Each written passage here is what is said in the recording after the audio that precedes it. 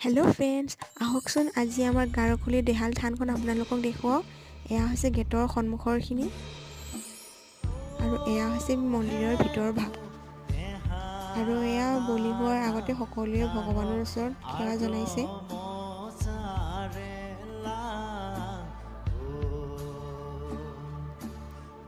আৰু এয়া হৈছে মন্দিৰৰ ২ নম্বৰ ভিতৰ ভাগ।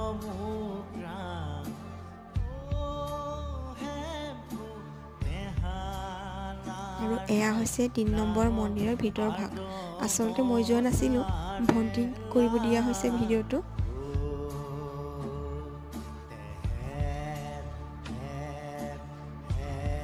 আৰু এয়া হৈছে ককা, জেঠা, খুৰা, মামা সকলোৱে ঢোল আৰু পেঁপা বজোৱা সময়খিনি। ভিডিঅ'টো যদিহে ভাল লাগিছে তেতিয়াহ'লে লাইক এটা কৰি দিবচোন দেই।